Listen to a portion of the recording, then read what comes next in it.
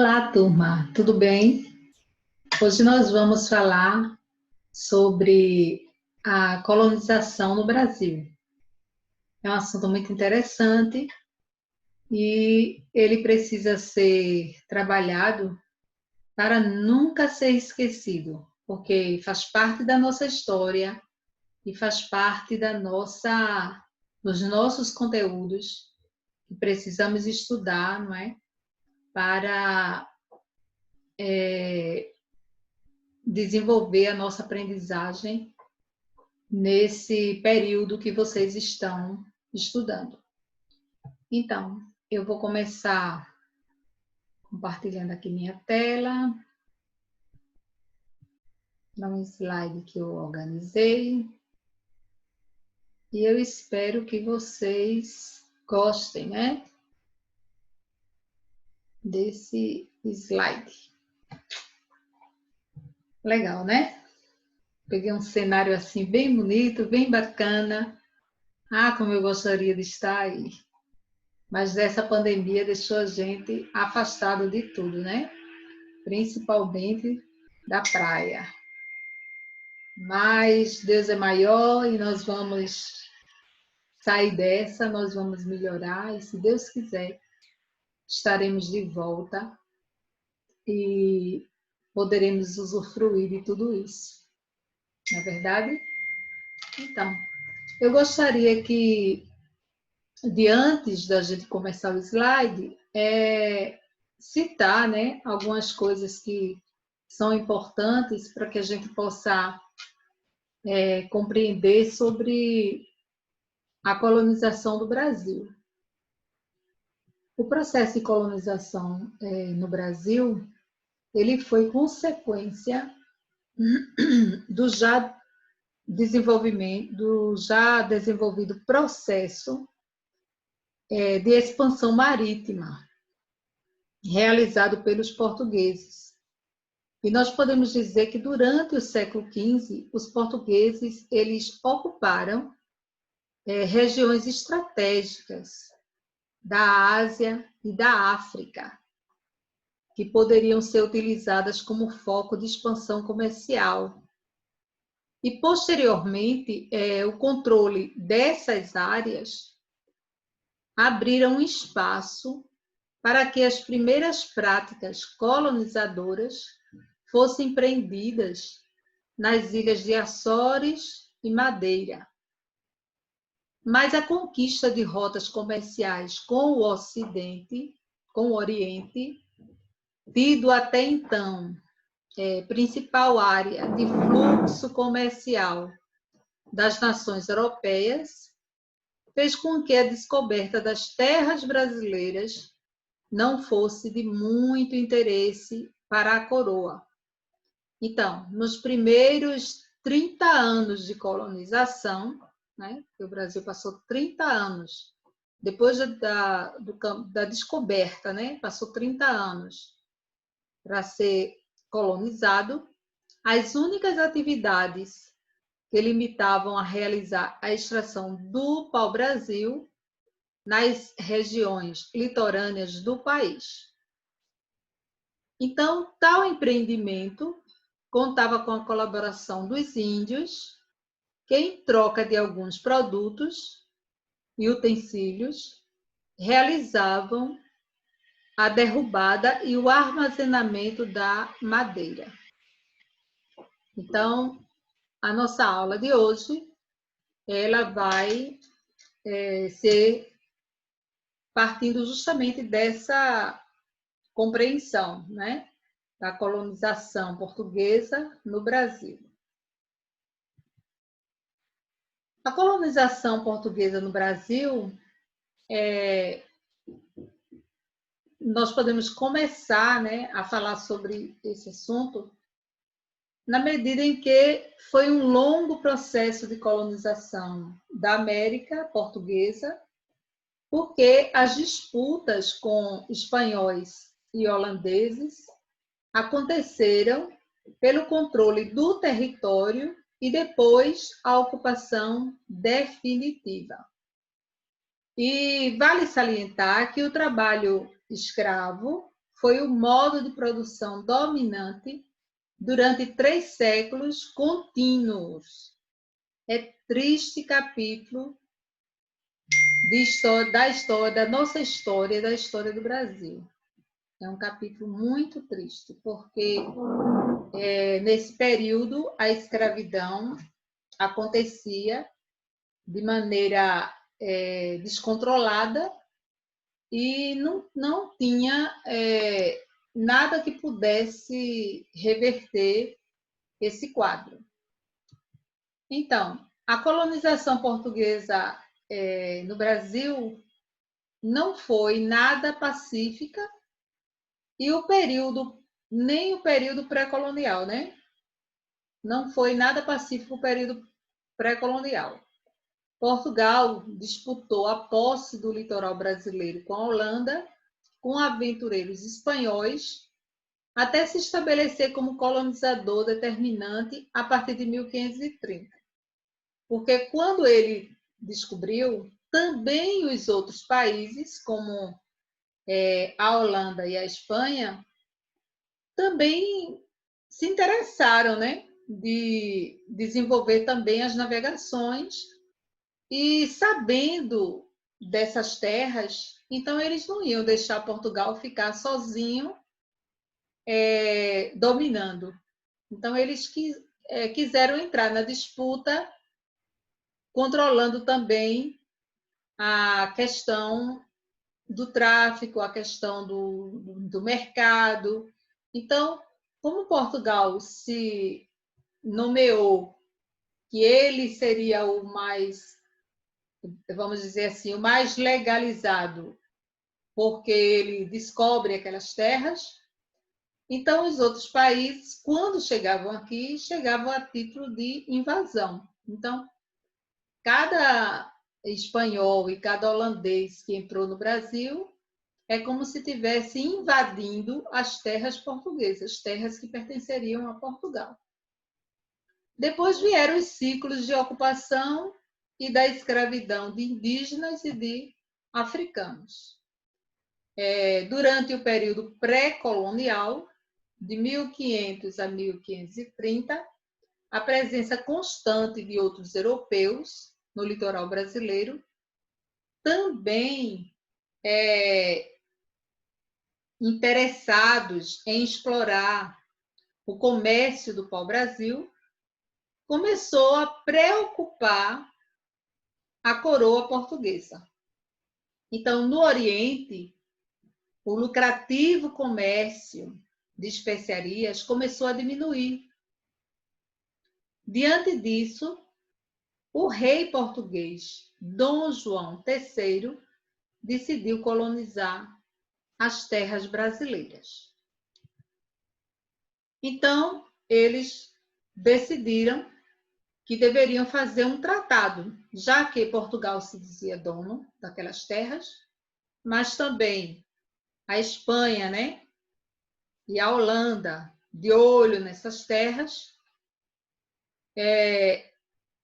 e principalmente porque quem controlava ou quem estava no auge econômico era portugueses e espanhóis, eles resolveram então fazer um tratado sério que foi chamado de Tratado de Tordesilhas.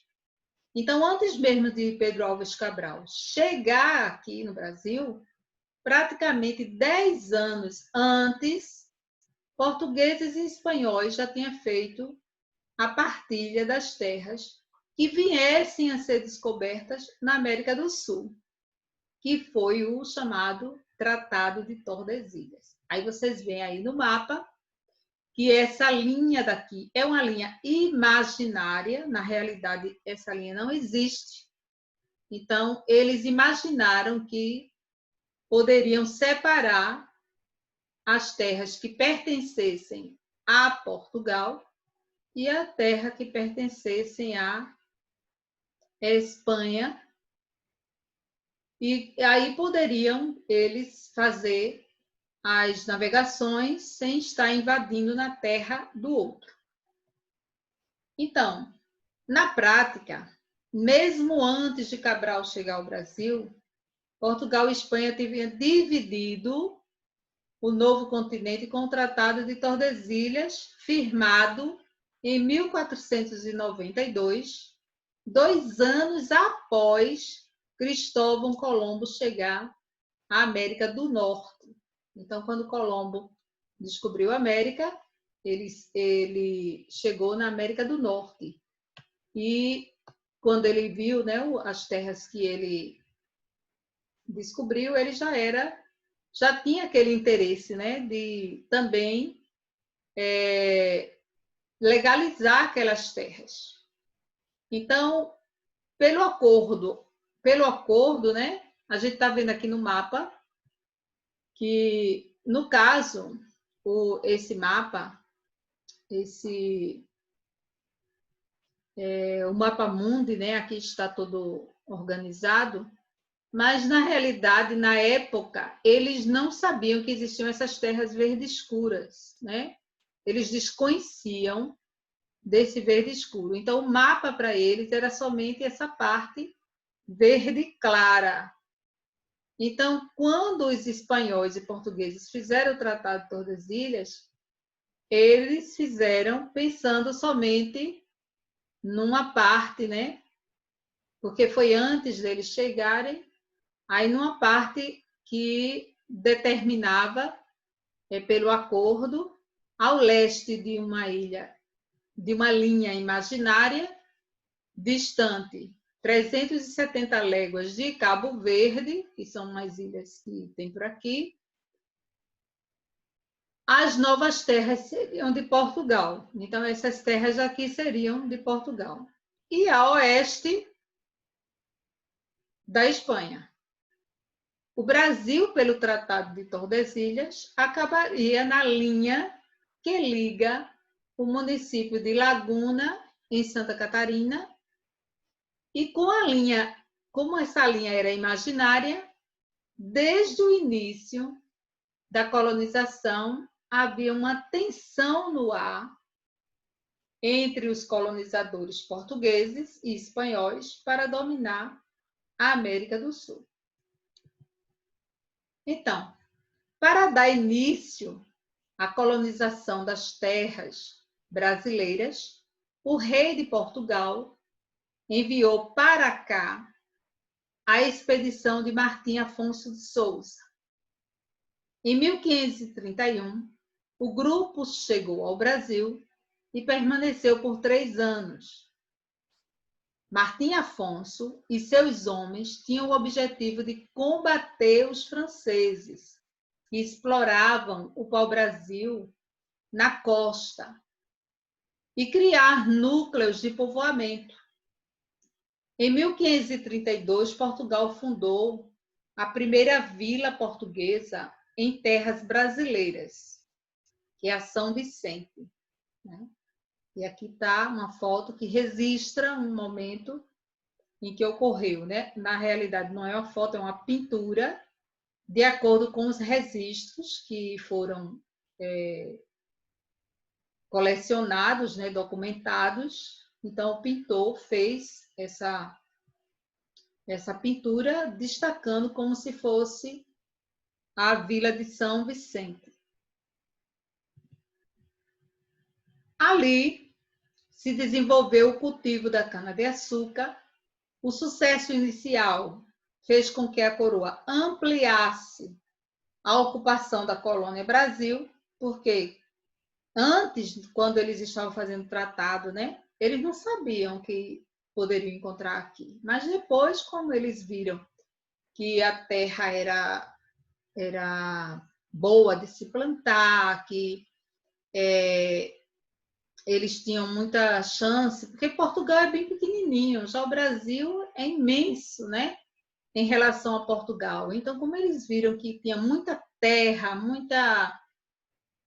assim, as terras eram boas para o plantio, então eles resolveram investir nisso aí. E aí, o sucesso, né, que eles tiveram foi que eles pudessem ampliar, não ficar somente naquele lugar que eles chegaram, mas poder porque eles tinham uma preocupação de que alguns povos poderiam invadir. Então, para não acontecer isso, eles resolveram, então, fazer os povoamentos. Então, a ideia seria trazer pessoas de Portugal para o Brasil para que as terras fossem todas ocupadas, para não haver as invasões descontroladas, porque muitas terras não tinham, ninguém tinha ido lá da comitiva de Portugal, e eles não sabiam o que poderiam encontrar e ficavam com medo que houvesse invasões e tomasse esse lugar. Por isso que Martim Afonso de Souza, ele veio com essa responsabilidade, né? De poder não só assumir, mas também controlar para que não houvesse nenhuma invasão de outros países. Então, veja a imagem da Fundação de São Vicente. Aqui é uma obra realizada em 1900 pelo pintor Benedito Calixto, inspirada nos relatos da época, porque naquela época não se podia tirar foto, né? Não tinha como tirar foto. Então, todas as fotos que a gente encontra, todas as imagens que a gente encontra na internet e que falam da época são obras de arte de pintores estudiosos que ouviram os relatos e, pelos relatos, eles constituíram um quadro para poder exemplificar como ocorria na época, né? Esse quadro ele foi elaborado quase 4 séculos depois do fato. Então, o registro pictórico, né, a pintura, mostra um clima de entendimento, de consenso entre colonizadores recém-chegados e o indígena nativo. Vocês veem aí que eles estão conversando, né? Eles estão bem. O índio não está aí em postura de guerra, mas estão conversando, né? Do mesmo jeito, os portugueses que chegaram, né? Eles estão ali entrando observando, né? Entrando em contato com o que ocorreu, o que é que estava acontecendo ali, e aí fazendo a inspeção do lugar. A Vila de São Vicente deu origem à cidade do mesmo nome, né? São Vicente, no litoral do estado de São Paulo. Então, a forma de ocupação inicial determinada pelos portugueses foi dividir a fração que cabia à coroa de Portugal em linhas horizontais, perpendiculares à linha imaginária do Tratado de Tordesilhas. Então, eles tinham aqui a linha de Tordesilhas, essa linha imaginária. Mas eles começaram a dividir também em linhas horizontais, né? Assim, ó. Dividir essas terras para trazer pessoas que tomassem conta dessas terras. Assim, o Brasil daquela época, ele foi fatiado. Como que fatia um bolo, né? Em capitanias hereditárias. O nome que se deram foi as capitanias hereditárias. E veja na imagem que o limite a oeste das capitanias hereditárias era a linha imaginária, né? Essa linha daqui, ó, do Tratado de Tordesilhas. Então, as capitanias hereditárias ficavam nessa parte verde do mapa. E aqui você tem uma melhor visão das capitanias hereditárias do Brasil, que se estendiam, portanto, no litoral até a linha imaginária do Tratado de Tordesilhas, né? Aqui é o litoral, ela vinha do litoral até o tratado. E os donatários escolhidos pelo rei podiam passar a seus herdeiros o controle sobre as terras que administravam, por isso que tinha o nome de capitanias hereditárias. Hereditária porque passava de pai para filhos, certo? Então, aqui a gente tem todas as capitanias, né? Separadas, organizadas, cada uma com uma pessoa para ficar responsável, né? E aqui a gente tem uma lista das 13 capitanias que foram ordenadas do norte para o sul. É a capitania do Maranhão, capitania do Ceará, capitania do Rio Grande, capitania de Itamaracá, capitania de Pernambuco, capitania da Bahia de Todos os Santos, capitania de Ilhéus, capitania de Porto Seguro, capitania do Espírito Santo, capitania de São Tomé, capitania de São Vicente, capitania de Santo Amaro e capitania de Santana. Essas foram as 13 capitanias ordenadas de norte para o sul, né? Aqui é o norte, começa pelo Maranhão até o sul e termina com a de Santana. Apesar de esforços para colonizar o Brasil, a maioria das capitanias hereditárias fracassaram, né? Então, em 1548, a coroa portuguesa decidiu criar o governo geral. O que era o governo geral? Era um centro político que tinha como objetivo administrar toda a América portuguesa. Então, é como se tivesse acabado com as capitanias hereditárias, porque agora ele ia fiscalizar todos, já que fracassaram. E, de acordo com muitos historiadores, alguns donatários nem vieram aqui no Brasil. Eles receberam as terras, né? Eles gostaram de ter recebido, claro, né? Mas eles não tiveram interesses de investir, deixaram para lá. Então, ficou fácil as invasões, justamente nesses lugares que ninguém se preocupou em vir tomar conta. Então, Tomé de Souza, ele foi o primeiro governador geral do Brasil. Ele desembarcou no Brasil em 1549 e com ele vieram padres jesuítas, funcionários reais, soldados, artesãos e materiais de construção. A expedição instalou-se na capitania da Bahia e ali fundou a cidade de Salvador, que se tornou a primeira capital da América Portuguesa. É também chamada de a primeira capital do Brasil, né? Mas o Brasil, nessa época, pertencia a Portugal. Então, por isso, a capital da América Portuguesa. Vamos falar um pouco, né? Como é que foi que ocorreu, a partir dessas invasões portuguesas, o que é que ocorreu, né? Eles precisavam de trabalho, né? Eles precisavam de fazer com que a terra produzisse, porque o bem maior do Brasil eram as terras. Então, eles perceberam que deveriam investir bastante nas terras do Brasil. Então, por isso que eles precisavam de mão de obras. Então, para isso, eles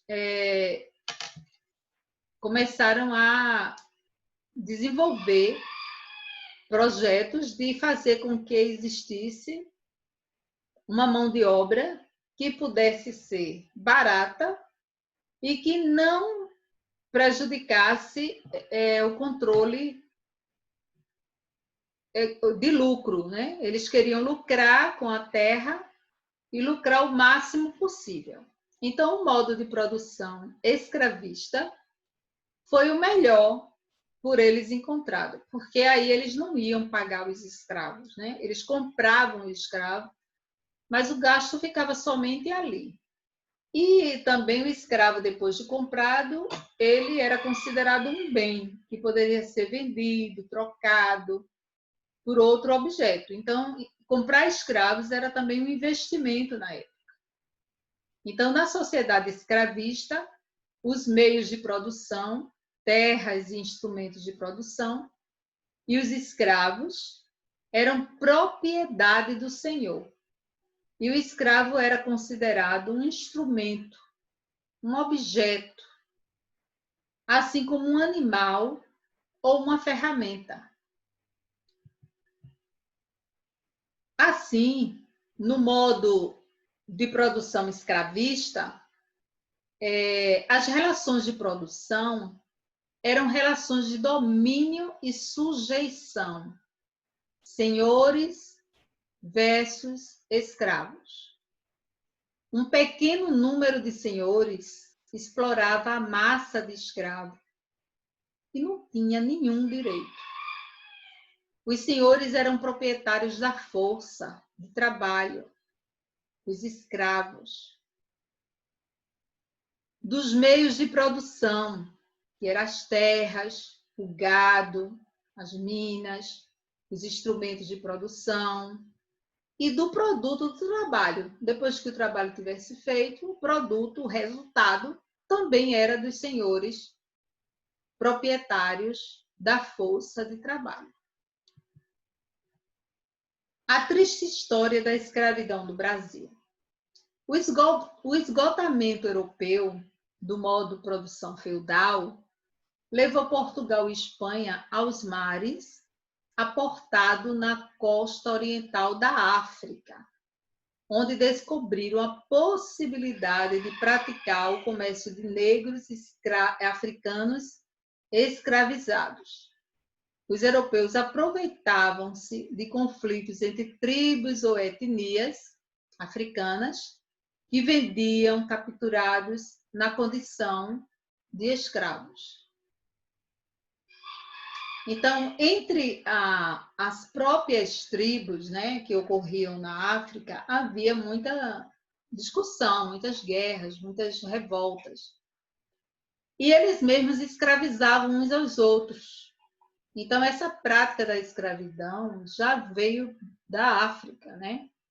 Então, quando Portugal e Espanha está tentando dominar o mercado oriental, né, contornando a África, ou então pelo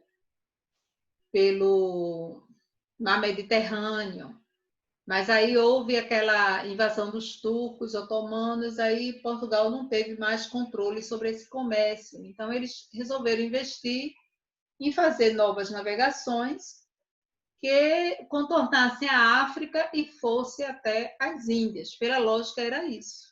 Eles não tinham noção de como era o mapa da África, como eram tão extensas terras para se chegar na Índia. Ele também não tinha noção de que tinha o outro lado, né?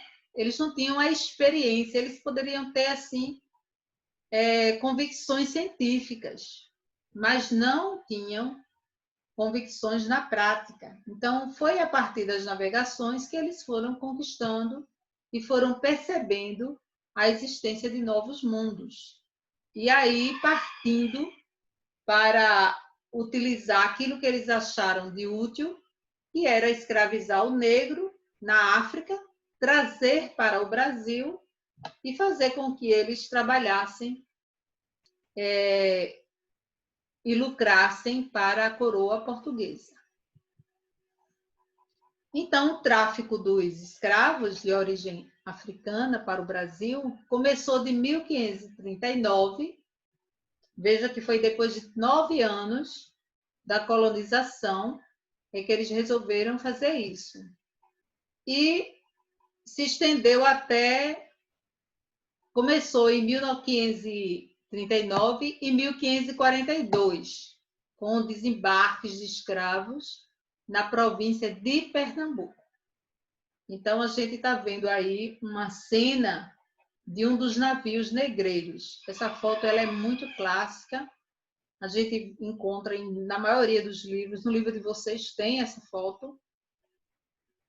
e ela tem a missão de mostrar como os escravos, ela é bem maior, não está mostrando totalmente, mas tem ali os escravos que estão acorrentados, né, uns aos outros, pelo chão, e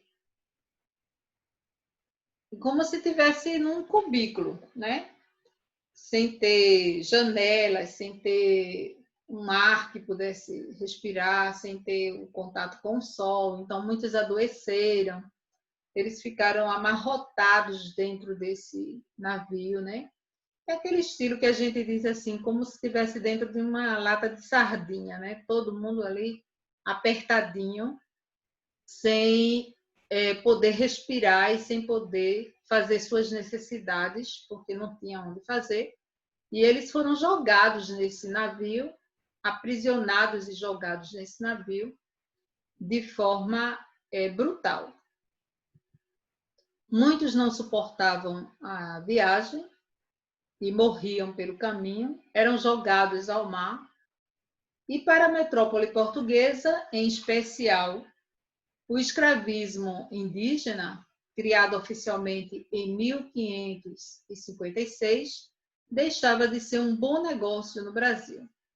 Insere-se nesse contexto o tráfico negreiro, que além de atender a mão de obra da cana-de-açúcar, garantia à coroa portuguesa e aos mercadores de escravo excelente fonte de lucro, porque eles também trabalhavam nas casas dos senhores, eles trabalhavam em tudo, eles eram considerados as mãos e os pés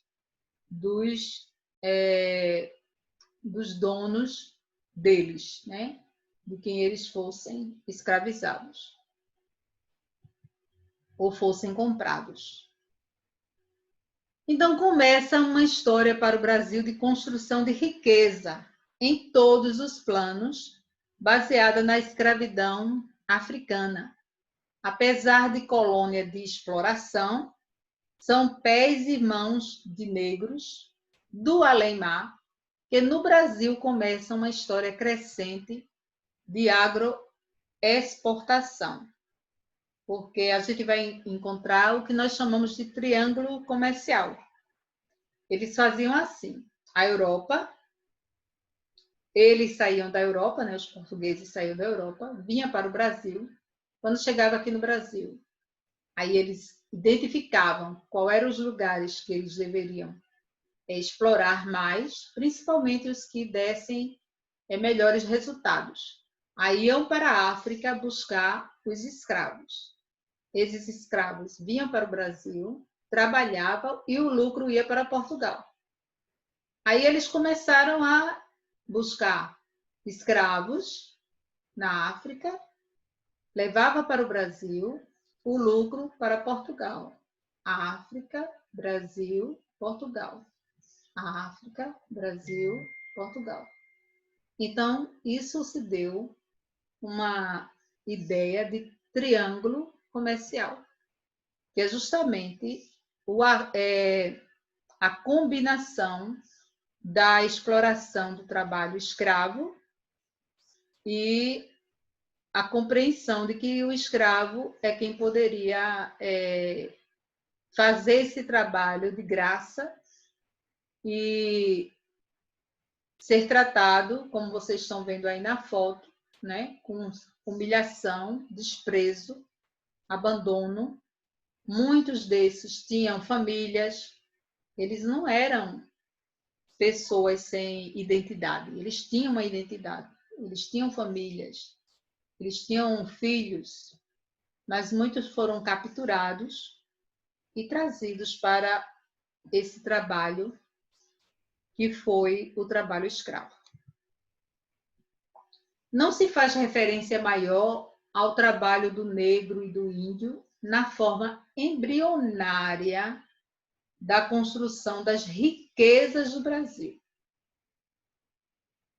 Com o passar dos séculos, a partir da pressão inglesa e de brasileiros movidos pelo anseio maior de uma sociedade nacional já formada com ideias abolicionistas, fez essa forma desumana de produção ser extinta em 13 de maio de 1888. Foram mais de 3 séculos de escravidão no país. Então, pessoas boas vieram para o Brasil, pessoas que viam os escravos de uma maneira mais humana, tratavam bem, mas não pensavam na abolição. Eles até tratavam como se fosse um bichinho de estimação, ou dizia assim, é quase parte da família, né? Muitas negras se tornaram até amigas, né, das brancas que elas tratavam. Então, nem todo escravo teve ou foi tratado com crueldade. Teve negros que foram tratados bem dentro das casas, principalmente aqueles que podiam mostrar um trabalho diferenciado, ou que sabiam alguma habilidade, que aí atraíam a atenção deles. Ou então por ser uma pessoa leal. E aí os donos deles faziam também benfeitorias para eles. Mas existia também aqueles escravos que foram humilhados, que apanhavam no tronco, que foram aqueles que resistiam, que não se calavam, não aceitavam a escravidão. Esses sofreram muito mais.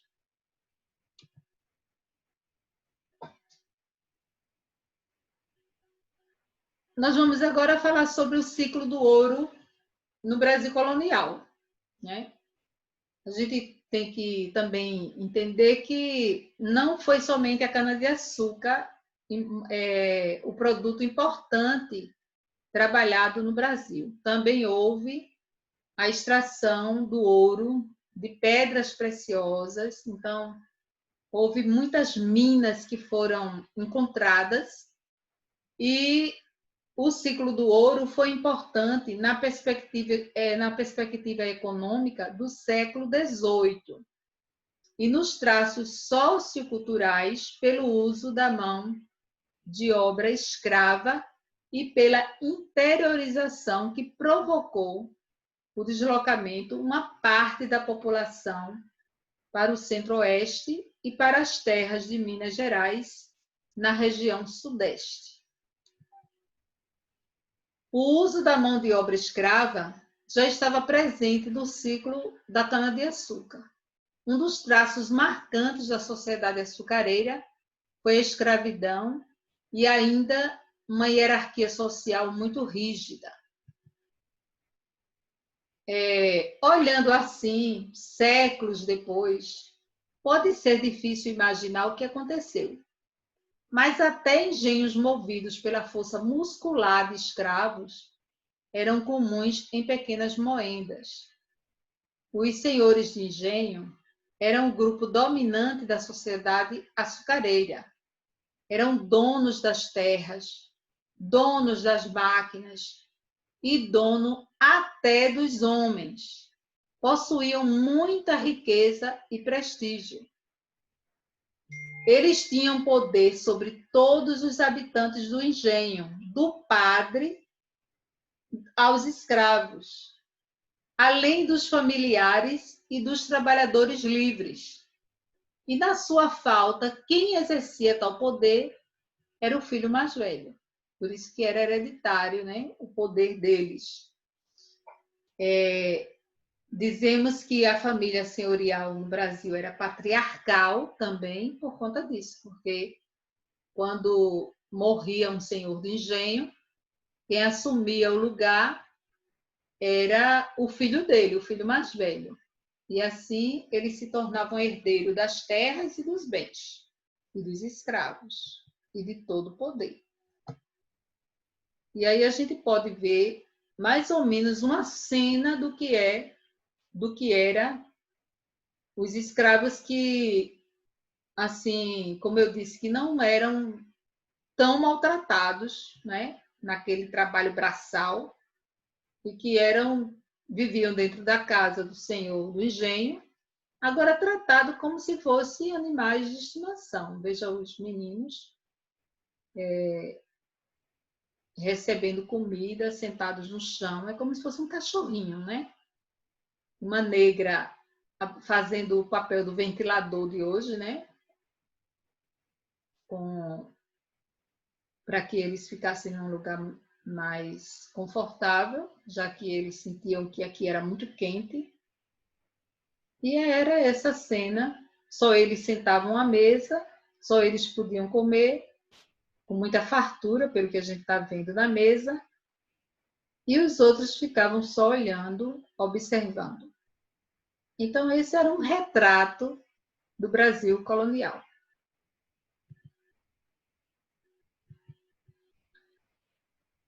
Veja também na imagem uma cena da época dos tempos da sociedade açucareira no Brasil colonial, com a família da Casa Grande, seguida pelos escravos da senzala. Então, os escravos da senzala seguindo os senhores, né, da Casa Grande, como se fosse dar um passeio, né? Saíram e os escravos saíam atrás, acompanhando, né? Porque se eles precisassem de alguma coisa, eles estavam ali para olhar. Então, esse quadro ele é dominado uma família brasileira. É de uma gravura de Henri Chamberlain. Foi feito em 1819 e faz o registro dos costumes sociais e da hierarquia da sociedade da época. O que é hierarquia? Hierarquia é a divisão de classes. Então, a gente aqui está vendo os que tinham poder e aqueles que não tinham e que eram aqueles que serviam ou que estavam numa classe inferior. No dia a dia, os senhores ocupavam-se com a aquisição de terras. Né? Os senhores olhavam as terras, observavam o que eles tinham e ficavam ali observando e organizando e distribuindo os trabalhos, o comércio do açúcar, sua compra e venda, o controle dos escravos, a administração da propriedade, o pagamento do salário dos trabalhadores livres, ou os assuntos relacionados aos rebanhos e à lavoura. Então, os senhores se ocupavam de tudo isso. Também se ocupavam dos problemas domésticos e familiares e a acomodação de hóspedes. Então, esse era o dia a dia de um senhor que ocupava-se quando eles tinham as terras ou quando eles começaram a assumir essas terras. A grande preocupação era terra, escravidão e açúcar. O poder do senhor de engenho perpassava todos os assuntos relacionados à produção do açúcar e à família. Ele controlava tudo e todos, como a gente já disse antes. Então, os escravos de origem africana e seus descendentes formavam a grande maioria da população colonial.